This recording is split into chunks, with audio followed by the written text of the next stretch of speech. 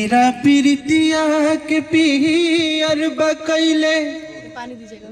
परदेश प्रीतम न पाए पल पल पहाड़ नियन लागे समैया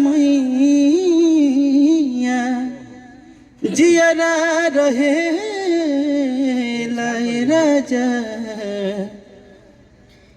आठो पहरिया हमर जीना की उदास बसंती बयार बहल सरसो फुलाइल कि बसंती बयार बहल सरसो फुलाइल।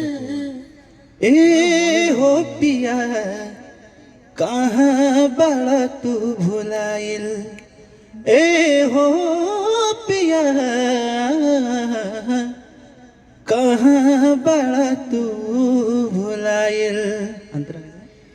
परदेसी पियवा तोहर प्रीत सतावेला कि फगुनी बयरिया मार जान कि परदेसी पियवा तोहर प्रीत सतावेला कि फगुनी बयरिया मार जान है कि पपिहा परान भैल होठ बजुराइल कि पपिहा परान बट होठ बजुराइल ए हो पिया कहाँ बड़ा तू भुलाइल ए हो पिया कहाँ बड़ा तू भुलाइल। जा जा जा जा जा जा भुला दो। और सबसे पहले पवन भैया को बनवले बड़े ना सब कौन पांडे भैया को जो भैया साथ आया था चॉकलेटिया वाला गाना गा दीजिए। चटकार इतने अच्छे मतलब इतने अच्छे रोमांटिक मूड को ये आदमी अब पहले कहीं झप झप तो कहीं कुछ रुक जा सबर कर सबर कर भाव कैसे बोलते हैं सबर कर ऐसे ही 15 मिनट का वीडियो हो गया ये तो सबसे हो गया सभी बहुत अच्छा गाते हैं और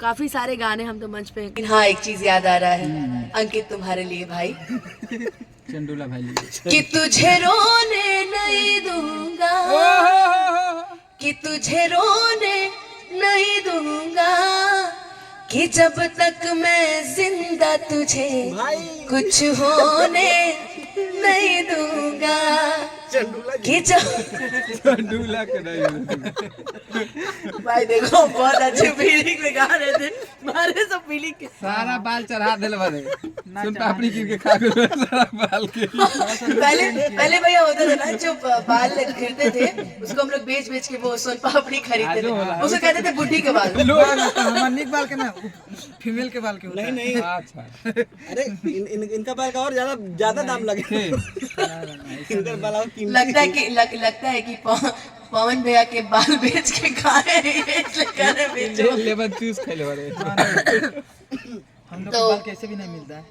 लड़की के बाल नहीं मिलता तो लड़की के बाल का कैसे चिन्हाई की लड़की के बाल है लड़का हम लोग का छोटा छोटा रहता है मैं गाना डेडिकेट करती हूँ इसको बोलिए कौन बाबा कि ओढ़नी के कोर अपना चबावेलु दांत से पागल का दिहले बारू पहिल के मुलाकात से नहिया सनहिया के न्योता हो नहिया सनहिया के न्योता देखे हमके नेवतले बारू अखिया में कवन जादू चुरा के तू रख कोई जादू मेरा आगे नहीं है। जब भी मैं इसको देख रही हूँ मुझे कुछ याद नहीं, बस मुझे हंसी आ रही है।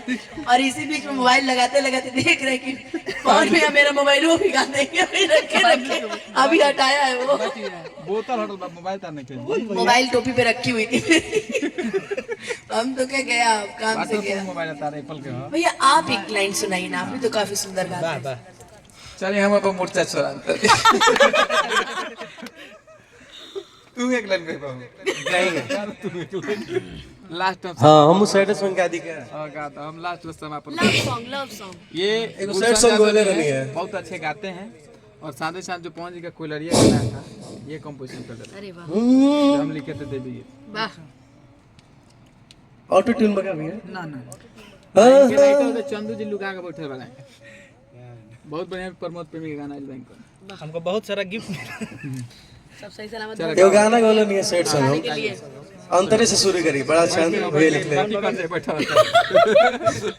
कलाकार खड़ा हो गई। कि ना तू स्किल बा भैया ना ना तू ही बड़ू सही गलत बनी हम, अरे तू ही बड़ू सही गलत बनी हम, माफ कर हमके भुला दो सनम, तुहरा बिना अब तो जीले हब हम, अरे माफ कर हमके भुला दो सनम,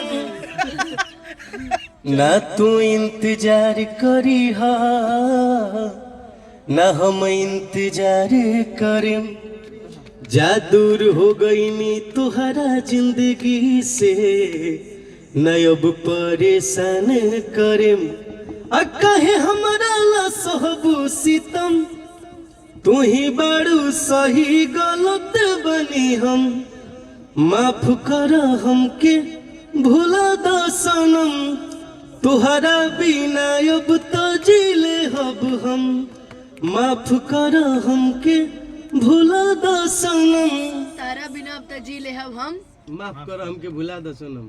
जा अपने रास्ते जा दूसर पटा ले ठीक हम। बा ये भी तो हो सकता है ना।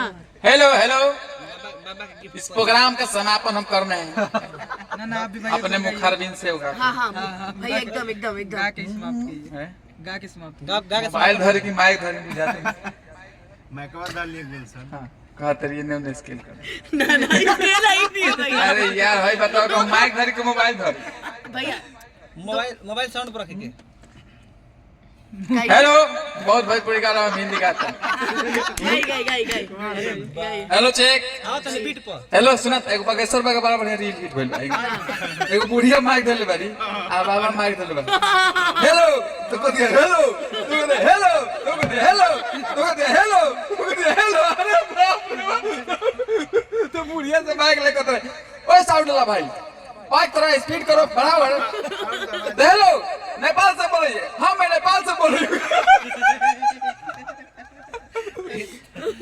चले भैया गई धरो ना मोबाइल यार हम धरो दिशा